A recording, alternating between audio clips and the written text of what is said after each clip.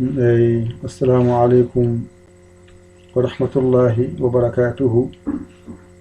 Bandiraɓe sehilaaɓe, on calminama kadi on juurama, on jettama kadi on jaarama. En mbi alhamdulillahi rabbil alamina. Ena wayno heddi tan e julde ko ñalawma talata alarba alhamisa.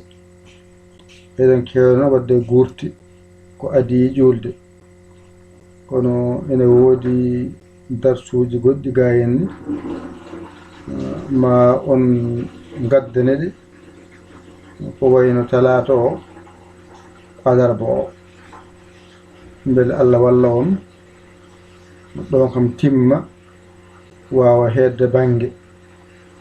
An noon jiɗɗo reftade ko janngunoɗa ko, ya to YouTube to binda Dental Diine TV, ma yingal toon on saha naata toon, ƴeewa ko jiɗɗa toon ko cuɓaɗa janga, waɗa janga nde gartoyten taw Allah wallima ko wonno toon ko taw ɗiggi ha ɓeydi ɗiggude.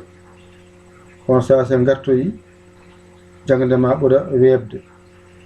ɗum noon eɗen ganni wadde guurti kadi wayanno ni, hatta noon hettorde nde kam ma jokku no wayanno ni ko jangɗele keddiɗe ɗe ko ɗe tan daƴeten kadi ha guurtuɗe gasoya kadi ɗe gartoya. ko amma kabaruji ɗi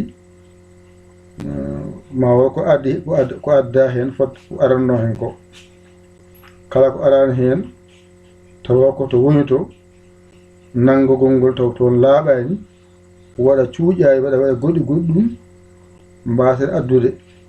kono kalde nde jagga ha feewi min nanngu ha feewa gaddanen julɓe naftoro, so Allah haaji inchallahu taala. ko ɗum kadi jinno kadi habrude on mbawen andirde noon, kadi mbawen kadi famirde noon pour janngo e jaam tawi Allah waɗi on jiyati dasuɗi ɗi gar tan paamon ko ɓurtuɗe gona yaade. on jarama.